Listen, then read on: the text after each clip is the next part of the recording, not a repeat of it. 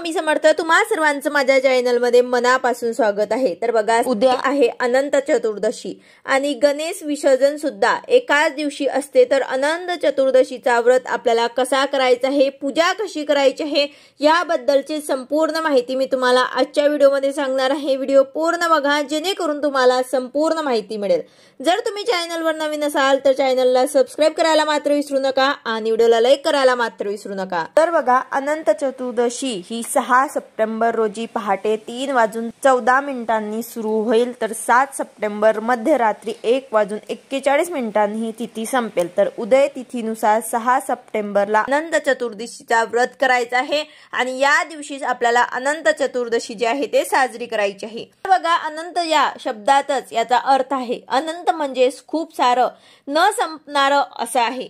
बऱ्याच ठिकाणी या दिवशी गणपती विसर्जन हा उत्सव सुद्धा साजरा केला जातो। बऱ्याच ठिकाणी विसर्जन सुद्धा झालेला आहे, पण ज्यांचे राहिले आहे गणपती त्यांचे विसर्जन या दिवशी 10व्या दिवशी करत असतात। 10 दिवस आनंदासोबत राहिलेल्या गणरायाला मनासह योग्य उत्तर पूजा करून विधिवत नदी सरोवर यात विसर्जन केले जातं। पुढच्या वर्षी परत येऊन असाच आनंद आमच्या आयुष्यात निर्माण करावा, आमच्यावर कृपा करून आमच्या विघ्नांचा नाश करा अशी प्रार्थना केली जाते। त्याचबरोबर आता भगवान विष्णूंची कृपा मिळवून देणाऱ्या अनंत चतुर्दशीला अत्यंत महत्त्वाचं मानलं जातं, कारण या पवित्र तिथीला भगवान विष्णूंच्या अनंत स्वरूपाची विशेष पूजा केली जाते।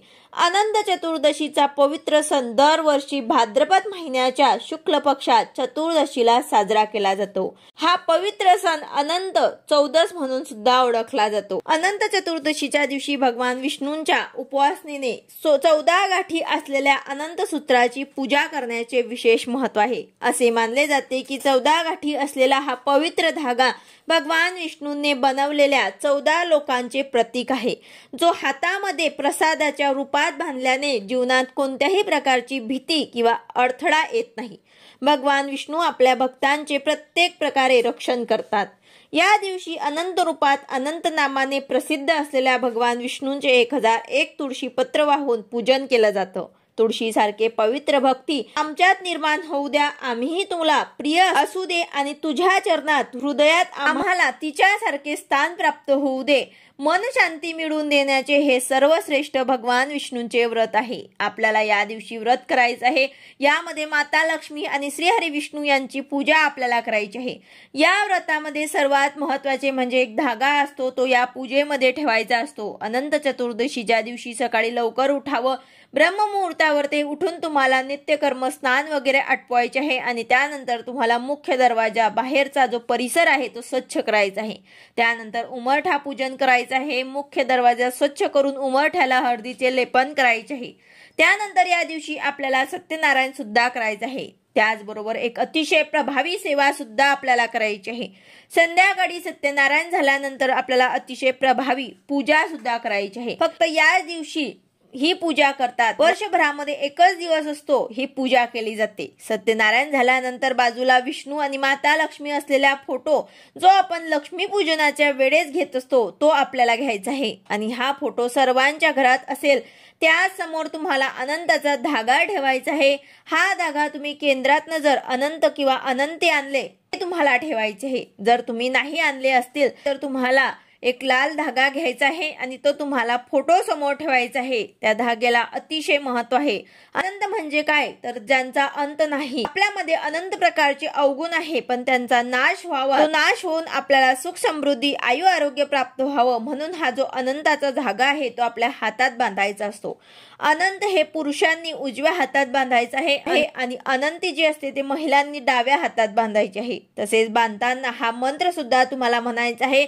मंत्र तुम्हाला स्क्रीनवर ते दिसत असेल, तो मंत्र तुम्हाला म्हणायचा आहे आणि जो मागच्या वर्षीचा जो धागा असेल बांधलेला असेल अनंत किंवा अनंती तर तो तुम्हाला सोडायचा आहे आणि हा नवीन धागा तुम्हाला बांधायचा आहे। सोडताना सुद्धा तुम्हाला स्क्रीनवरती हा मंत्र दिसत असेल तो तुम्हाला म्हणायचा आहे।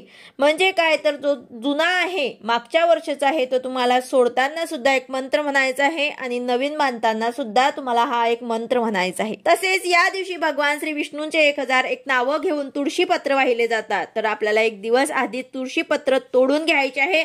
भगवान विष्णूंच्या 1001 नावांनी हे अर्पण करायचे आहे। आता विष्णू सहस्रनाम हा ग्रंथ सगळ्यांकडे असेल, यात विष्णू सहस्रनाम आणि विष्णू सहस्रनामावली आहे। विष्णू सहस्रनामाचे पठण करायचे आहे। त्यानंतर विष्णू सहस्रनामावलीमध्ये एक एक नाव विष्णूंचे घेत एक एक तुळशीपत्र आपल्याला भगवान विष्णूंना अर्पण करायचे आहे।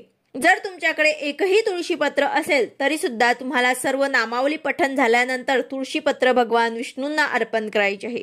तसेच पूर्ण पंचोपचारे पूजा करायची आहे। एखादं फळ किंवा जो काही गोडाचा नैवेद्य असे बनवला असेल तो तुम्हाला दाखवायचा आहे। आता हे झाल्यानंतर जो आपण अनंत धागा ठेवला आहे तो सर्वांनी घरातल्यांनी हातात घालायचा आहे। तर या पद्धतीने आपल्याला भगवान विष्णूंची सेवा करायची आहे, पूजा करायची आहे। तुम्ही विष्णू सहस्रनाम, व्यंकटेश स्तोत्र तसेच विष्णू सहस्रनामावलीचे पठण आवर्जून या दिवशी करायचे आहे। असं म्हटलं जातं की विष्णू सहस्रनाम स्तोत्राचं पठण करण्यामुळे सर्व इच्छा पूर्ण होतात। या व्रताचा उल्लेख हा पुराणातही आहे। जेव्हा पांडव जुगारात आपले सर्व राज्य हरून वनामध्ये कष्ट करत होते तेव्हा त्यांना भगवान श्रीकृष्णांनी अनंत व्रत करण्याचा सल्ला दिला होता। श्रीकृष्णाने युधिष्ठिराला म्हटले की जर त्याने विधीपूर्वक अनंत देवांचं व्रत केलं तर त्यांच्यावर ते सारे संकट जे आहे ते दूर होतील आणि गेलेलं राज्यही त्यांना परत मिळेल। तर अशा प्रकारे बुडून गेलेली प्रॉपर्टी सुद्धा परत मिळू शकते। ह्या व्रताचे खूप महत्व आहे। हे अनंत सूत्र सर्व प्रकारच्या वाईट शक्तीपासून आणि शत्रूंपासून रक्षण करणारे आहे। अनंती आणि अनंत जे आहे ते आपण त्याच दिवशी आपल्या हातात घालायचे आहे किंवा मग पौर्णिमा जोपर्यंत असते तोपर्यंत आपण हे हातावर बांधू शकतात। तोपर्यंत आपल्याला हे हातावर ते बांधून घ्यायचे आहे, कारण पितृपक्षामध्ये हा धागा जो आहे तो आपल्याला बांधता येत नाही। चतुर्दशीला अनंत चतुर्दशीला बांधला नाही तर पितृपक्षानंतर तुम्हाला शुभ दिवसाला बांधायचं आहे। पितृपक्षामध्ये तुम्हाला बांधायचं नाही। जर तुम्ही आणला असेल आणि वेळ झाली असेल बांधायला तर तो तुम्हाला तसाच ठेवून द्यायचा आहे आणि हा पंधरवाडा पितृपक्षाचा गेल्यानंतर तुम्ही कोणत्याही दिवशी तो तुमच्या हातावर ते बांधू शकतात।